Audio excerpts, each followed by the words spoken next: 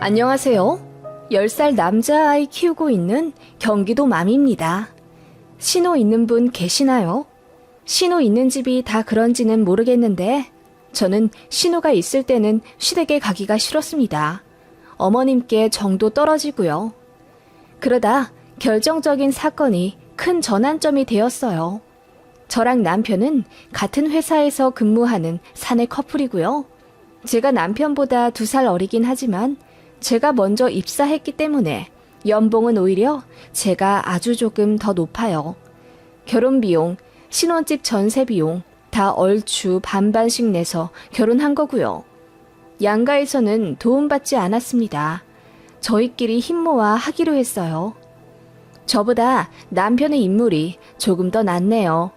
저는 키가 160cm이고 남편은 185cm예요.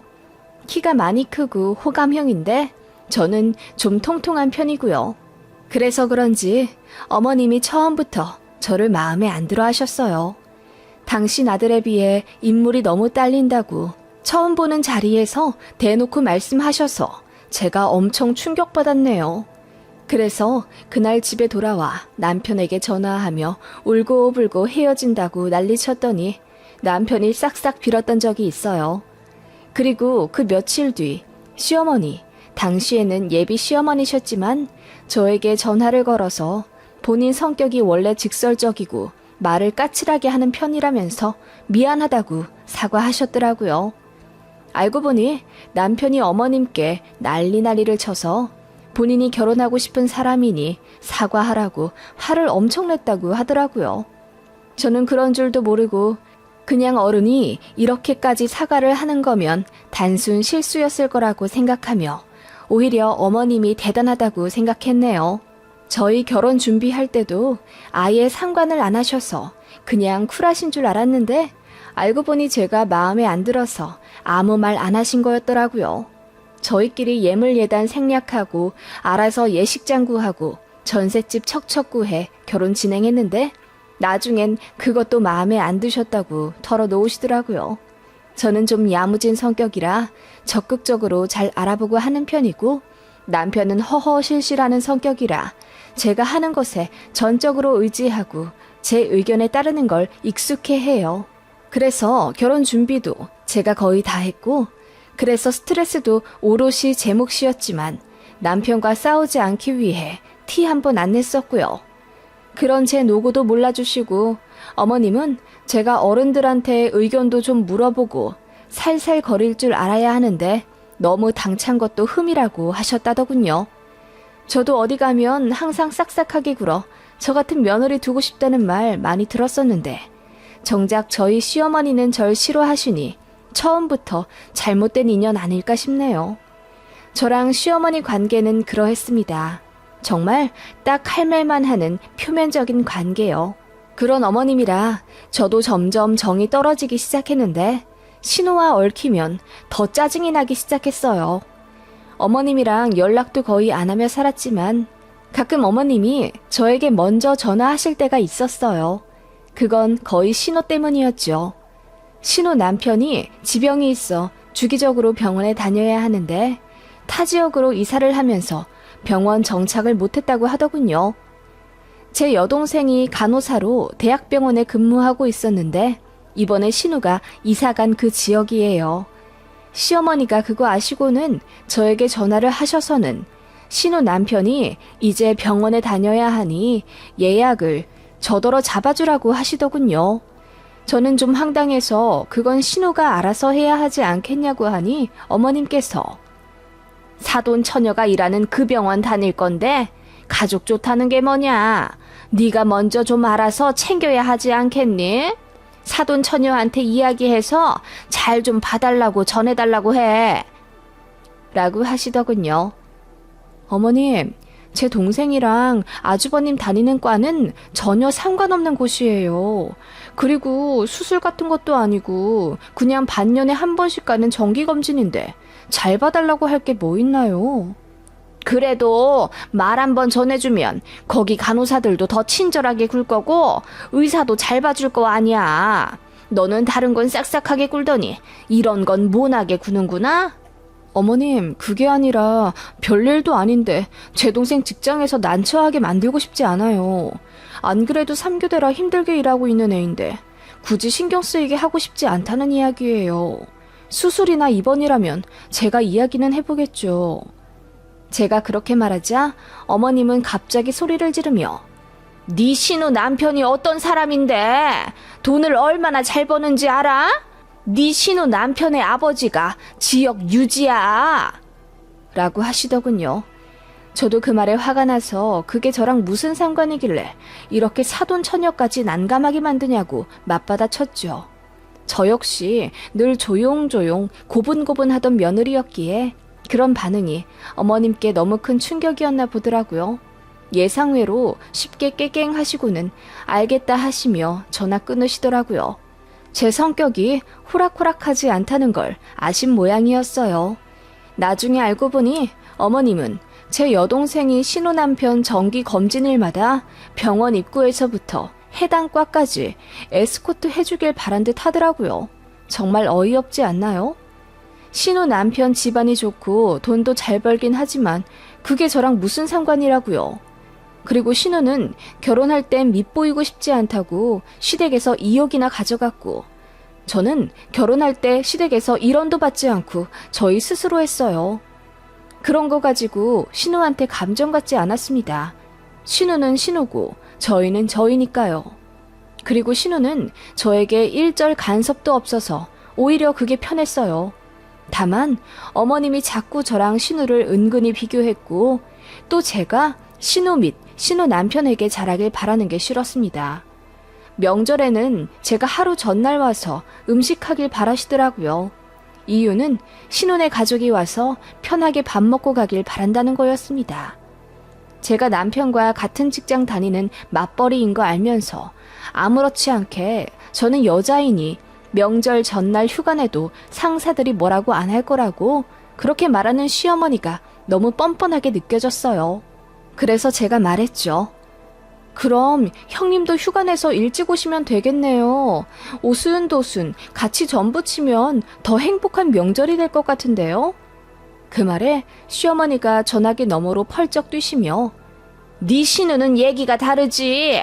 거기는 휴가 내기도 빡센 곳이야.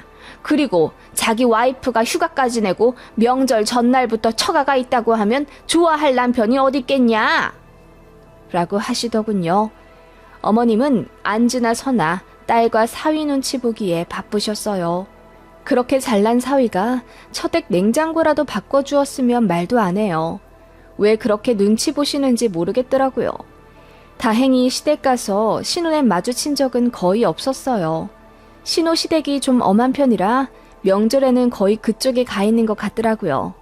어쩌다 마주치게 되면 어머님은 신혼의 부부는 그냥 앉아만 있으라 하시고 온갖 자비는 다 저랑 제 남편을 시키셨어요. 뭐 전부치고 그러는 일에 거부감 있는 건 아니고 저도 요리하고 치우는 게 차라리 마음이 편한 며느리이긴 한데 신우랑 신우 남편은 손 하나 까딱 못하게 하니 너무 짜증이 나더라고요. 그래서 표정 굳히고 대충 하면 어머님이 어느새 뒤에서 다가와 제 등짝을 찰싹 치며 그렇게 무르게 익힌 거 사위가 싫어해. 바삭바삭하게 익힌 걸 좋아하더라. 좀 센 불로 지지거라. 라고 하시더군요. 그 말에 열받아 아예 다 태워 먹으니 어머님이 저를 잡아 먹을 듯이 노려보시며 한숨 쉬시더군요. 저도 나름대로 고분고분하고 싶지 않았달까요? 유치하고 웃기죠? 그러다 제가 임신을 하게 되었습니다. 뱃속의 아이가 남자아이라니 어머님이 처음으로 저에게 웃음을 보이시더군요. 어머님께 감정이 좋지 않았던 탓일까요? 어머님 좋아하시는 거 보니 딸이었으면 좋겠다고 생각이 들 정도로 저는 심술이 자라나고 있었습니다. 아무튼 어머님은 제가 임신을 하니 그제야 저를 며느리 취급해 주셨어요. 이따금 용돈도 붙여주시고 택배로 제가 좋아하는 양념갈비, 무말랭이랑 미역줄기 잔뜩 묻혀 보내주셨더라고요. 더 배불러 오면 시댁도 못 갈 것 같아 임신 중기쯤 명절에 시댁에 갔는데 마침 신호도 있었습니다. 어머님이 저는 임산부인이 쉬라며 웬일로 저도 거실에 있으라 하시더라고요. 그러면서 저한테 말씀하시길, 딱 올해까지만이야. 내년부터는 나랑 같이 전 부쳐야 된다. 라고 하셔서 제 남편에게 한 소리 들으셨습니다. 아무튼 그렇게 신혼애와 같이 식사를 하게 되었는데 어머님이 저한테 임신한 상태에서 출퇴근하며 일하기 힘들 테니 보약을 한 채 지어왔다고 하시는 거예요. 좀 감동했어요. 밥 먹고 한 포 먹으라며 작은 방에서 보약 가득 들어있는 상자를 가져오시더라고요. 그러시면서 진짜 잘하는 집 가서 구워온 거야. 이쪽 지역에서는 며느리랑 딸 임신하면 무조건 가는 곳이다. 뭐 자궁경 뭐 어쩌고 짧아서 간다 안 간당한 여자도 이 집 한약 먹으면 무조건 10달 채운다더라. 라고 하시더라고요. 잘 먹겠다고 인사드렸어요. 감사하더라고요. 그런데 그 순간 신혼의 부부도 뭔가 할 말이 있는 듯 서로 옆구리를 찌르고 눈 윙크를 하며 뭔가 서로 눈치를 주더라고요. 그래서 무슨 하실 말씀 있냐고 하니 신우가 부끄러운 듯 웃으며 아니 말 안 하려고 했는데 사실 나도 임신했어. 바로 어제 테스트기로 확인했거든. 병원 가서 아기 집 확인하고 나서 말하려고 했는데 옳게 보니 나도 갑자기 축하받고 싶네. 라고 하더군요. 그 말에 어머님이 큰 소리로 웃으시며 겹경사 났다고 좋아하시더군요. 저도 진심으로 축하드렸죠. 첫째랑 터울지게 둘째 낳기 싫다고 하셨는데 딱 4년 만에 가지셨거든요. 제가 환히 웃으며 말했습니다. 어머, 그러면 어머님이 지어주신 한약 형님이 드세요. 어머님, 사실 저는 한약이 몸에 잘 안 받는 체질이라 한의원도 잘 안 갔거든요. 잘 됐네요. 그 말이 끝나자마자 신우도 웃으며 그럼 반 나눠 먹자고 하시더군요. 그러자 어머님이 갑자기 정색을 하시더니 아니 뭐 그럴 필요까지 있다냐. 그냥 새아가는 새아가 거 먹어. 우리 딸은 내가 다시 구워올 테니. 라고 하시더군요. 그러자 제 남편이 제 편을 들며 왜? 이 사람 한약 안 먹어. 그러니 잘 됐지 뭐. 이거 임산부한테 좋은 약이라면서? 라고 하며 한약이 든 상자를 신우 남편에게 건네주었습니다. 저도 한약이 든 파우치를 신우에게 주었고요. 그러자 어머님이 대번 그 한약을 터지도록 빼앗아가며 소리를 빽 지르시더라고요. 글쎄 안 된다니까 왜 내 딸을 줘? 됐다고 내가 다시 해서 준다니까. 그 모습에 저는 깜짝 놀랐고 제 남편도 왜 그렇게까지 화를 내시냐며 짜증을 냈어요. 어머님은 이윽고 민망한지 헛기침을 하시고는 대충 둘러대시고는 신우 손에서 한약을 가져가 싱크대에 버리시더라고요. 그리고는 저까지 들리도록 중얼거리며 안 먹을 거면 버리지. 그걸 왜 내 딸을 주고 난리야? 이러시더군요. 그래서 저도 열이 받아 어머님 그거 임산부한테 좋은 약이라면서요. 형님도 임신하셨다길래 드린 건데 제가 그렇게 화를 내실 정도로 잘못한 건가요? 라고 따졌더니 어머님 얼굴이 새빨개지며 아무것도 아니라고 하시더군요. 그렇게 삽시간에 분위기는 안 좋아졌고 제 남편도 기분이 안 좋아 일찍 일어나겠다며 짐을 챙겼어요. 그러자 어머님이 머쓱해하며 한약 가져가라고 하시더군요. 남편이 됐다고 밀어내며 실랑이를 하면서 한약 상자 안에 있던 팜플렛이랑 영수증이 떨어지더군요. 아무 생각 없이 그걸 챙기고 일단 감사히 받겠다고 하며 집으로 왔는데 아무래도 이상해서 영수증이랑 팜플렛을 살펴봤어요. 보니까 같은 임신 보약이라도 일반, 고급, 프리미엄 이렇게 등급이 나누어져 있더라고요. 들어가는 재료에 따라 다른 듯 했어요. 영수증 가격을 보니까 저는 일반이었어요. 그냥 그렇구나 하고 잊고 살았죠. 그렇게 저와 신우, 이듬해 아이를 출산했고 저는 육아휴직을 내고 친정에서 반년 정도 살았습니다. 결혼 안 한 제 여동생도 있는 곳이요. 신우 부부도 이사와 근처에서 살고 있는 그 지역입니다. 자연스레 신우네 집에도 초대받아 가게 되었어요. 그렇게 가서 이 얘기 저 얘기 하고 있는데 신우가 그러더라고요. 엄마가 쥐어주신 한약 너무 쓰지 않아? 나는 그래서 반도 못 먹었어. 근데 엄마가 비싼 거니까 무조건 끝까지 먹으라고 하던데? 이게 알고 보니 산후보약이랑 성분이 비슷하다더라고. 옳게 먹을래? 형님, 저도 그거 써서 못 먹었어요. 안 그래도 남은 거 어떻게 해야 하나 싶었는데. 그렇게 말하며 저는 신우가 내민 한약 상자를 밀어냈죠. 그런데 그 안에 영수증이 있었어요. 아무 생각 없이 봤는데 거기 프리미엄이라고 적혀 있더라고요.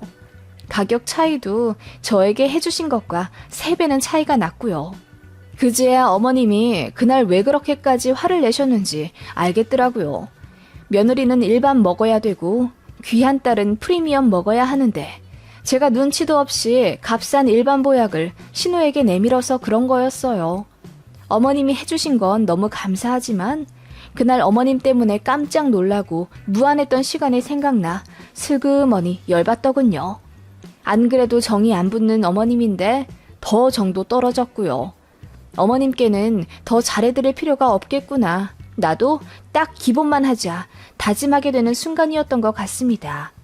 저게 프리미엄을 안 해주셨기 때문이라기보다는 그날 그렇게 소리까지 지르며 제가 신호에게 못 먹일 걸 먹이려 했다는 어머님의 태도 때문에 실망스러웠던 거예요. 그래도 티내지 않았습니다. 남편한테도 말 안 했어요. 그냥 그렇게 2, 3년 흘렀을까요? 나름 복수하게 된 일이 있었습니다. 저는 그날만 생각하면 아직도 웃음이 난답니다. 회사에서 복지 포인트가 나왔는데 꽤 많이 쌓였더라고요. 그래서 아이 옷이나 살까 했는데 딱히 필요한 건 없고 마침 어버이날이 다가와 양가 선물에 쓰자 싶더군요. 남편이 저더러 알아서 하라고 하길래 아울렛 가서 양가 부모님들 아웃도어 옷을 골랐습니다. 저는 제 친정엄마 취향을 너무 잘 알기 때문에 그에 맞춰 골랐죠. 시어머니는 솔직히 어떤 걸 좋아하시는지 잘 모르겠더라고요. 그래서 직원이 추천하는 대로 고르고 교환권을 집어넣었어요. 그렇게 어버이날 양가들러 선물을 드렸지요. 그런데 제 실수로 그만 어머님과 친정엄마 선물이 뒤바뀌게 되었어요. 그래서 제가 다음날 어머님께 전화해서 그거 다시 택배로 보내주실 수 있냐고 여쭤봤죠. 그랬더니 어머님이 나 이거 마음에 드는데 그냥 입으면 안 돼? 사부인이랑 나랑 같은 거 준 거 아니니? 라고 하시더라고요. 아니요, 어머님 거랑 친정엄마 거랑 달라요. 친정엄마 취향대로 고른 건데 어머님 마음에 드실 줄 몰랐네요. 다음에 참고해서 살게요. 그래? 뭐 그러면 굳이 바꿀 필요 있어? 교환권 들어있으니 사부인께서 매장 가서 바꾸시면 되잖아. 아, 그게요. 가격 차이가 좀 나서요. 저는 가감없이 이야기했습니다. 그랬더니 어머님이 뭐? 아니 뭐 얼마나 차이가 나길래 바꾸면 안 되는 거냐? 라고 하시며 불쾌해 하시더라고요. 어머님 건 10만 원이고 친정엄마 건 20만 원짜리예요. 그러자 어머님이 속상하다면서 어떻게 그렇게 차이나게 줄 수 있냐고 언성을 높이시더라고요. 그래서 제가 그랬습니다. 어머님, 어머님께 신우가 저보다 더 중요하듯이 저에게도 어머님보다 친정엄마가 조금 더 신경이 쓰이죠.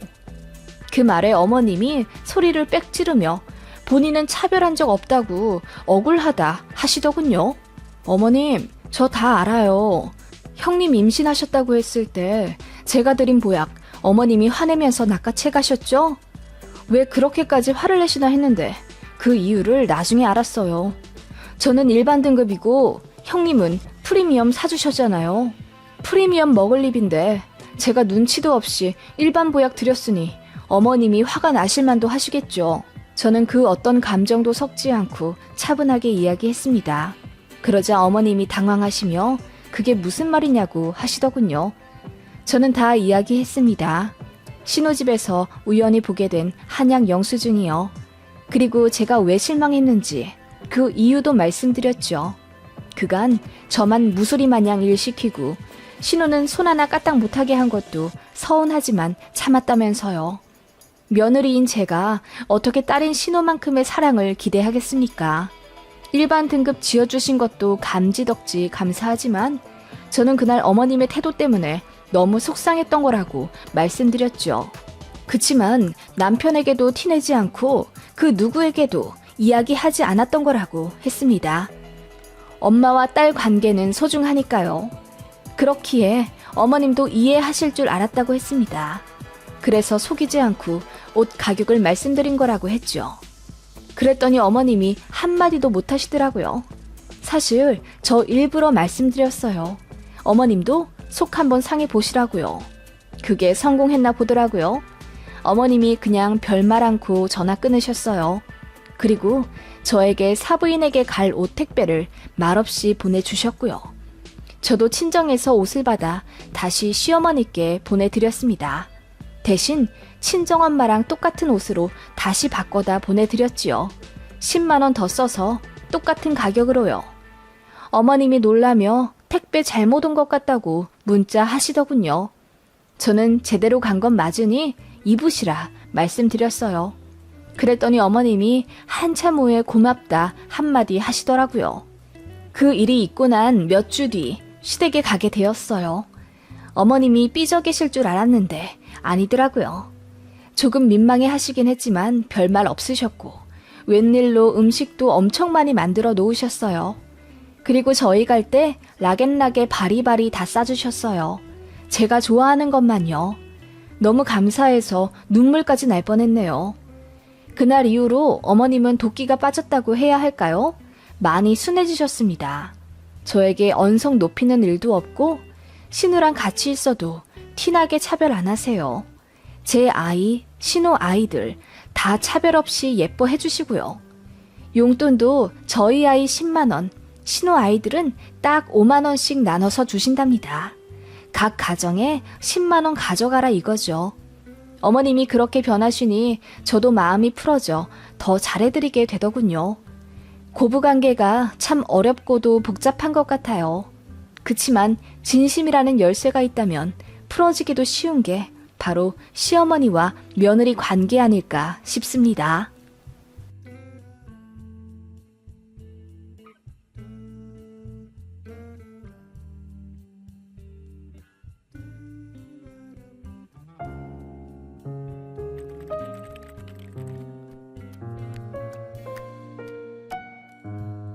안녕하세요. 저는 작년에 이혼한 30대 초반의 미용사입니다. 이혼은 했지만 혼인신고는 하지 않아 서류상으로는 깨끗하다는 게 그나마 저를 위로해주네요. 전 남편과는 딱 1년 살다 참 어이없이 이혼했어요. 아무래도 결혼에 너무 성급했던 제 잘못이 크지요. 그래도 엄마가 도와주신 덕분에 인생이 더 구겨지지 않을 수 있었던 것 같아요. 무슨 일이 있었냐고요? 참, 10길 물속은 알아도 한 길 사람 속은 모른다더니 제 전 남편이 딱 그러한 케이스였네요.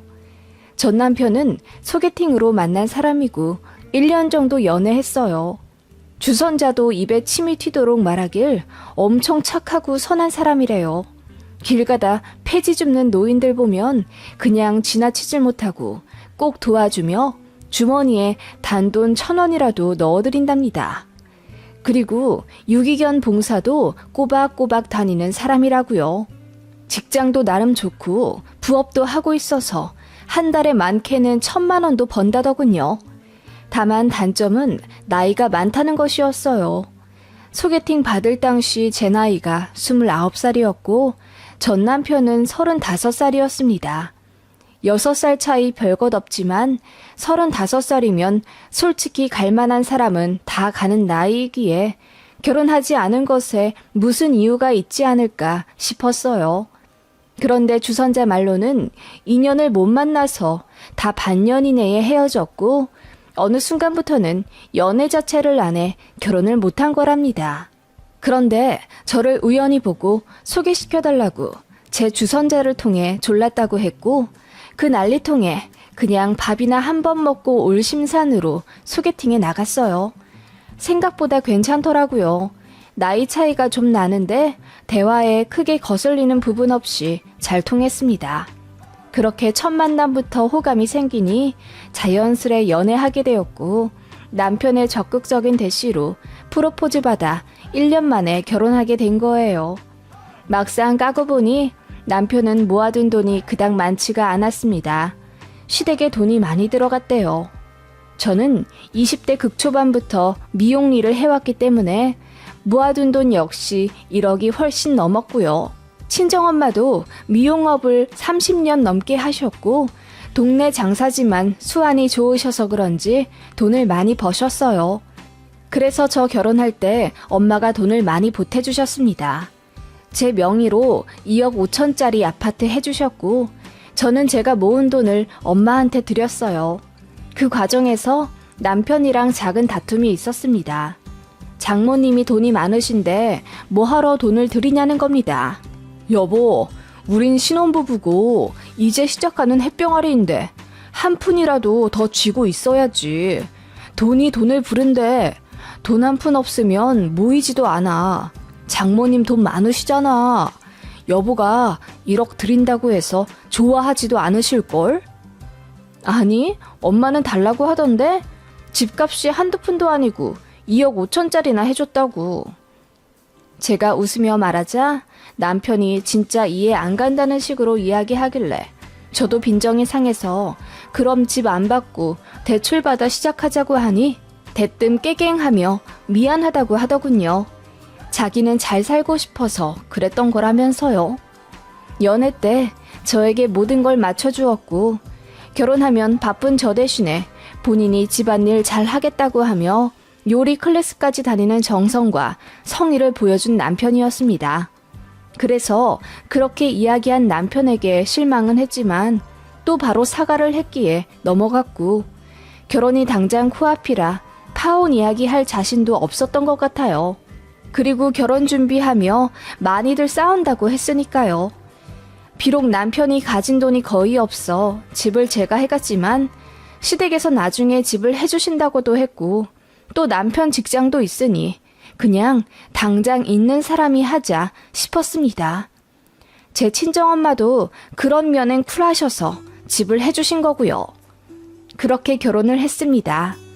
둘 다 바쁜 맞벌이이니 집안일도 거의 반반 부담하며 살았습니다. 남편이 결혼 전에 본인이 가사일 다 도맡아 하겠다고 후원장담을 했지만 결혼하고 나서는 은근히 게으름 피우더라고요. 저 역시 남편한테 다 맡길 생각이 애초에 없었고 그냥 서로 성실히 맡은 일을 하며 배려해주고 살 생각이라 제가 화장실 청소, 요리, 기타 생활 필수품 구매하고 정리하는 것 등의 자질구레한 일들을 맡았지요. 남편은 분리수거와 청소 담당이었고요. 나름 서로 할 것 하며 사이좋게 산다고 생각했는데 남편은 그게 불만이라고 했어요. 신혼집이 제 직장이랑 더 가까우니 제가 집안일을 더 해야 하는 게 맞지 않겠냐고 조심스레 묻더군요. 저는 좀 벙쪄서 아니, 나는 아침 9시에 집에서 나와서 밤 9시에 집에 들어오잖아. 더 가까운 건 맞지만 그만큼 업무 시간도 길지. 라고 했더니 남편이 장모님이 너무 여보 미용실 근처에다 집을 사주셨어.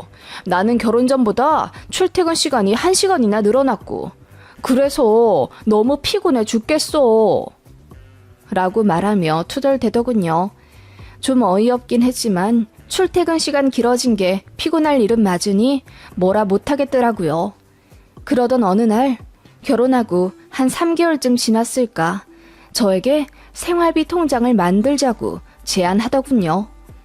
결혼 후 남편의 카드로 식재료 사고 생활용품 등을 샀었고 제가 아파트 관리비, 공과금, 지인들 축의금이나 선물, 조의금 등 현금 들어갈 일에 돈을 내서 썼었어요. 그리고 제 수익의 나머지는 적금 등의 저축을 하고 있었지요. 그리고 제가 집을 해오는 대신 남편이 가전가구를 12개월 할부로 사왔었는데 다달이 그 부분을 남편이 내고 있었고요. 남편은 한 달에 카드값으로만 한 달에 300만 원 정도를 낸다고 알고 있었어요. 그런데 어느 날부터 남편이 자꾸 돈 없다는 소리를 하길래 제가 외식이나 배달비 등을 내게 되었고 점점 제가 부담하는 돈이 많아졌어요. 마트를 가도 계산할 때는 늘 남편이 어딘가로 가 있었고요. 안 그래도 돈 관련해서 다시 얘기를 해야겠다 싶긴 했었는데 남편이 생활비 통장을 만들자고 하니 기꺼이 무슨 얘기인지 들어보았죠. 남편 말로는 제가 생활비 부담하는 돈이 너무 적대요. 그래서 각자 200만 원씩 각출해서 공동 통장에 넣자고 하더군요. 저는 그게 좀 황당했었던 것 같아요. 그래서 굳이 그렇게까지 해야 하나고 했더니 막상 결혼하고 나니 본인이 부담하는 돈이 너무 많고 그래서 담배 하나 살 돈도 없어서 마이너스 통장을 써야 할 판이라며 투덜대더군요. 그런데 그건 본인이 모아둔 돈이 없었기에 가전 가구를 할부로 샀으니 어쩔 수 없는 것 아닌가요? 결혼할 때는 그 부분에 미안해 했으면서 막상 가전 가구 할부 내기 시작하니 돈이 아까워진 것 같더라고요. 그래서 그 부분에 대해 이야기하다가 다툼이 생겨 한 달 정도 말을 안 했었네요. 그러다 사소한 계기로 화해하게 되었고 남편도 돈이 없어 예민하게 나온 거라며 저에게 사과했어요. 저도 받아들이고 생활비 200만 원 각출하는 것에 동의했고요. 그렇게 하기 시작하니 남편이 엄청 기분 좋아하더군요. 뭔가 그전에는 뭔가 식당을 가도 제일 싼 메뉴만 먹으려 하던 남편이 이제는 비싼 걸 턱턱 고르기 시작하더라고요. 예를 들면 그전엔 돼지갈비만 좋아하던 사람이 생활비 반반 내기로 한 날 이후부턴 꼭 소갈비만 먹으려 들었어요. 남편 카드로 생활비 쓸 때는 제가 고기 1인분 더 시키는 것도 은근히 눈치 주고 그랬었거든요. 그리고 결정적인 건 생활비 반반 하기로 한 순간부터 남편이 그간 하지 않았던 취미 생활을 시작하더라고요. 남편은 자전거 동호회에 가입되어 있던 사람인데 한동안 나가지 않았어요. 자전거 업그레이드를 안 하니 창피해서 못 나가겠다나? 그런데 생활비 반반 하기로 한 순간부터 부부 각자의 취미도 존중해주자며 자전거를 700만 원짜리 사겠다고 하더군요. 제가 놀라서 눈이 동그래지니 할부로 하겠다며 걱정 말라고 하더군요. 저는 취미랄 게 없어요. 그냥 쉬는 날 집에서 영화 보고 드라마 보는 게 전부입니다. 남편도 뻔히 알면서 부부 각자의 취미를 존중해주자고 하는 게 어이가 없었죠. 제가 그건 너무 비싸서 고민해보겠다고 하니 남편이 기분이 상한 건지 갑자기 말이 없더라고요. 그때부터 냉전이 또 시작되었죠. 말만 안 하면 다행이에요. 갑자기 집안일을 안 하려 들더라고요. 퇴근하고 나면 남편이 너무 힘들다고 하며 집에 오면 그냥 소파에 뻗더라고요. 남편이 집안일을 하지 않으니 수건도 없고 집은 난장판이고 분리수거도 난리나 있더라고요. 남편이 맡기로 한 집안일은 빨래와 분리수거였거든요. 그런데 전혀 분담이 되지 않으니 어느 순간 집이 개판 5분 전이 되어 있었어요. 싸울 때마다 남편은 본인이 돈 제대로 안 갖고 왔다고 남편을 무시하냐는 거냐는 자격지심 가득한 말이 저를 더 힘들게 했습니다. 제가 언제 무시했냐고 하면 남편은 세상 가장 처연한 얼굴로 나를 변하게 만든 건 여보야. 내가 당신한테 얼마나 잘해왔는지 알잖아. 나 자존심 하나 안 부리고 다 당신한테 져줬어. 그런데 이제는 너무 지친다. 당신이 나 무시하는 거 참기 힘들어. 라고 하며 갑자기 피해자인 척 하더라고요.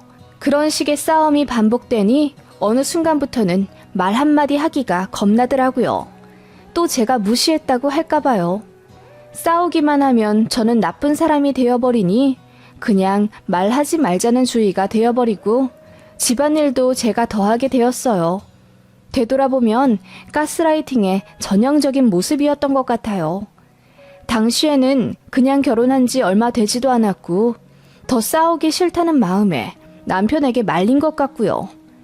결국 남편의 자전거도 제가 졌습니다. 그랬더니 남편이 엄청 좋아하면서 집안일을 다시 하기 시작했어요.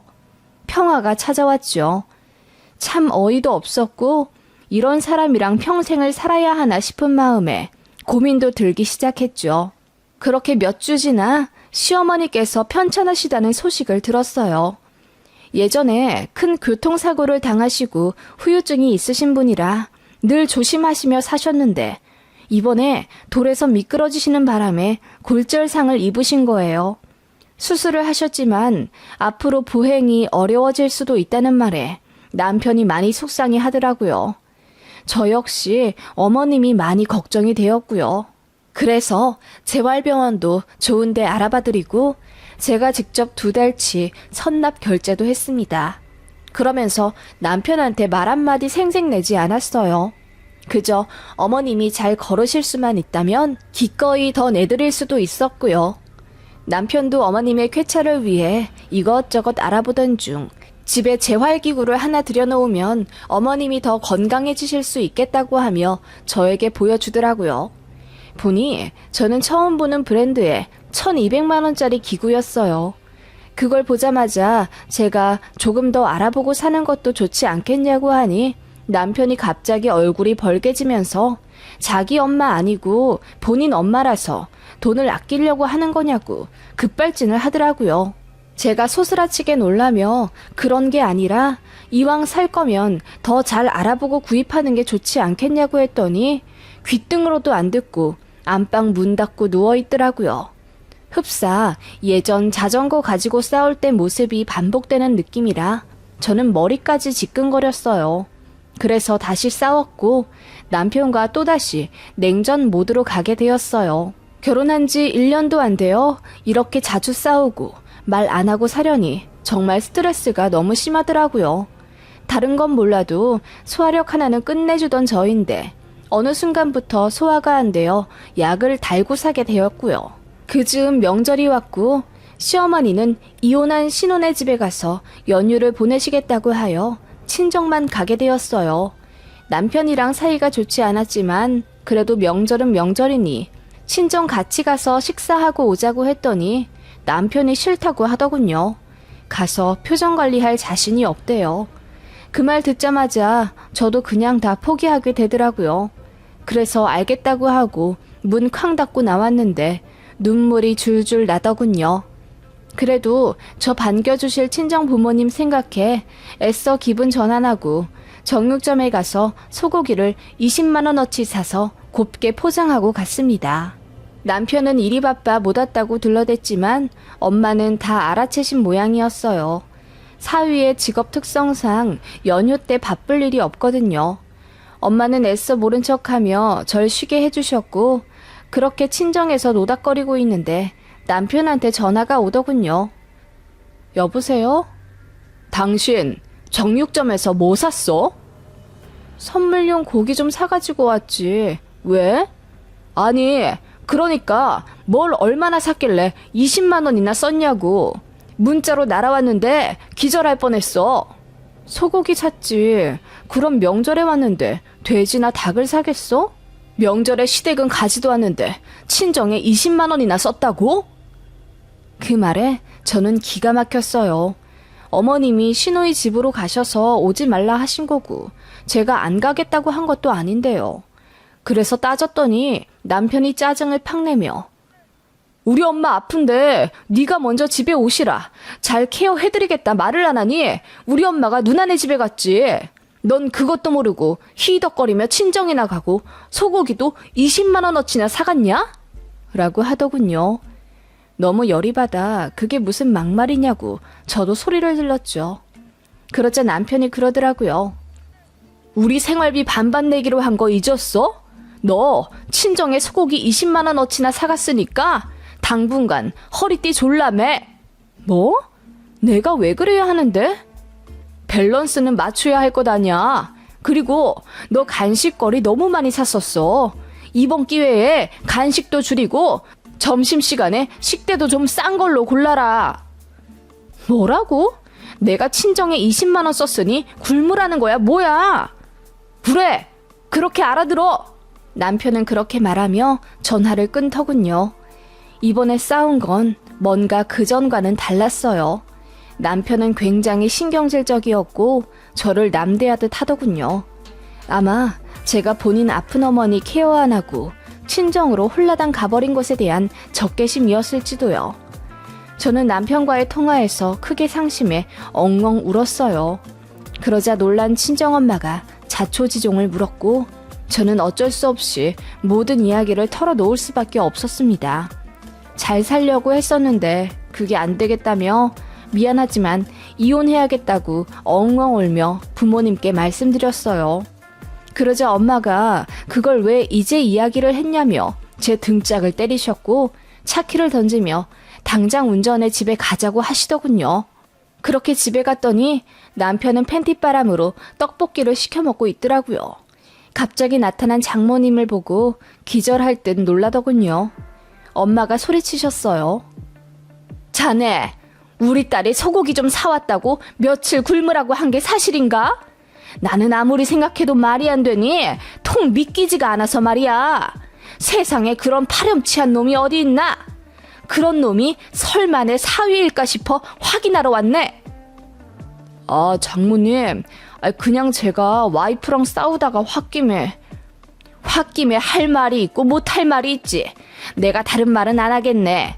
반반 할 거면 똑바로 하게.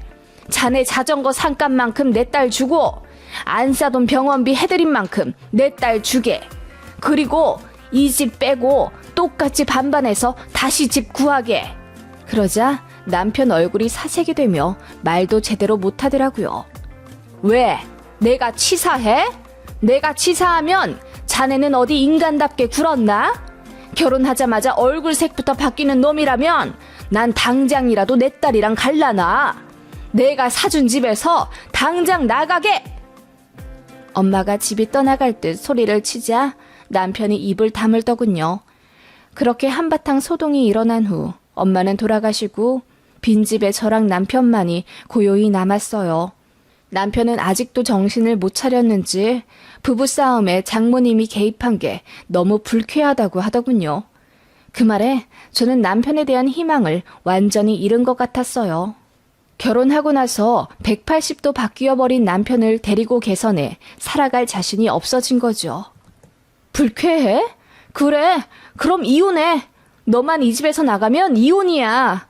우리 아직 혼인신고도 안 한 거 알지?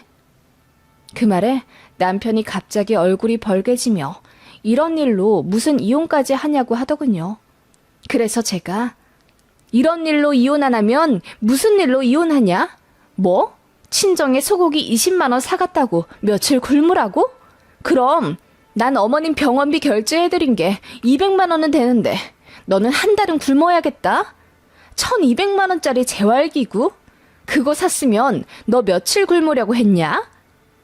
라고 소리쳤더니 남편 얼굴이 허해지더군요. 집도 해와 자전거도 사게 해줘. 시어머니 병원비도 군말 않고 내며 성실하게 잘 살려고 했던 내가 왜 굶어야 하냐. 굶으며 정신 차려야 할 건 당신이라고 윽박질러버리고 남편 짐을 강제로 쌌습니다. 남편이 그제야 저에게 싹싹 빌며 미안하다고 했지만 저는 반나절 동안 남편 짐을 전부 싸서 문 밖에 던져놨어요. 그리고 비밀번호도 바뀌어버리고 남편을 내쫓아 버렸습니다. 그제야 울고불고 빌더군요. 그러거나 말거나 저는 그냥 모른 척했습니다. 몇 시간 밖에 서 있더니 조용해지더군요. 나중에 남편이 문자로 이혼할 테니 가전가구 산 거 돈을 돌려달라고 하길래 제가 그동안 이 집에 살았던 것만큼 월세로 계산하고 시댁에 돈 들어간 거 전부 합산한 후 위자료까지 첨부해 1억 달라고 했더니 그 이후로는 아무 말 안 하더군요.